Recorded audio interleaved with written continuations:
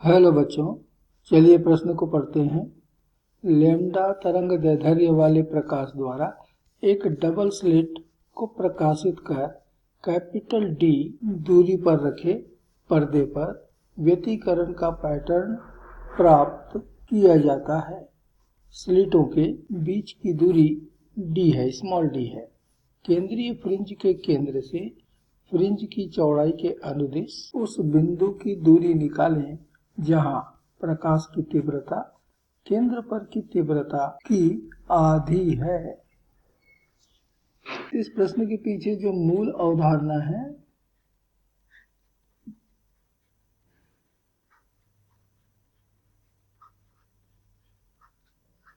वह है प्रकाश तरंगों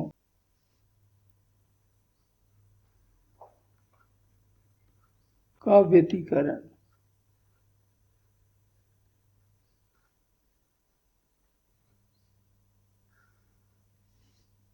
अब यदि व्यतिकरण कर रहे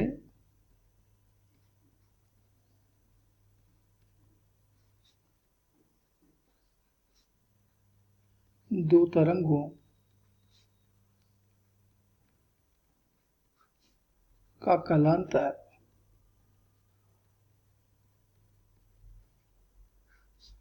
ये बराबर फाई हो तो वहां परिणामी तीव्रता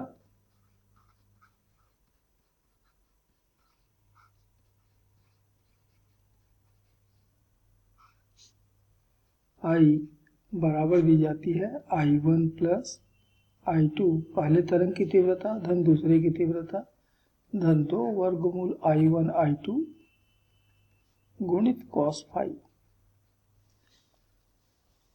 दो स्लिट प्रयोग में I1 और I2 आपस में बराबर होते हैं।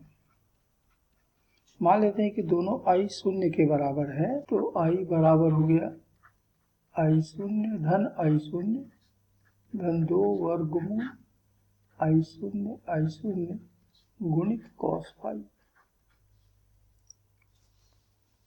अर्थात 2I शून्य धन 2I शून्य cos फाई।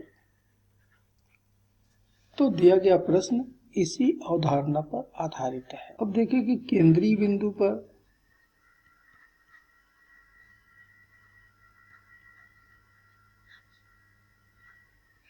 कलांतर फाई बराबर 0 होता है और इसलिए वहां तीव्रता अधिकतम मिलती है I मैक्सिमम, और ये बराबर हो जाता है 2I0 धन 2I0 गुणित cos 0।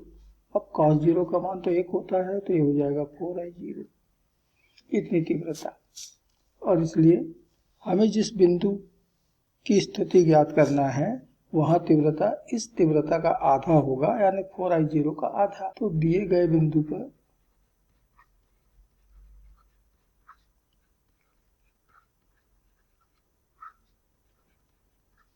तीव्रता I बराबर होगा I मैक्सिमम का आधा, अर्थात 2I0। तो देखिए वहां कलांतर कितना मिलेगा, तो 2I0 बराबर 2I0 धन 2I0 cos फाई। तो ये 2I0 तो कट गया, इसका मतलब हुआ कि 2I0 cos फाई ये बराबर 0 है, और इसलिए cos फाई का मान 0 है या फाई का मान कलांतर का मान π/2 होगा। तो उस बिंदु पर कलांतर का मान π/2 होना चाहिए। अब हमको भी मालूम है कि पथांतर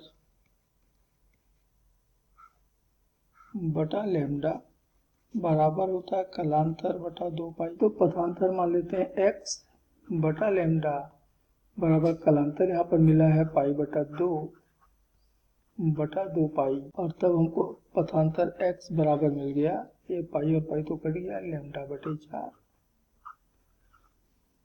किंतु हमें यह भी मालूम है कि दो स्लिट प्रयोग में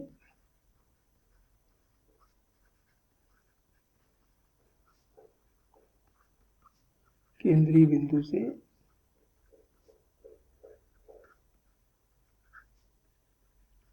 y दूरी पर किसी बिंदु पर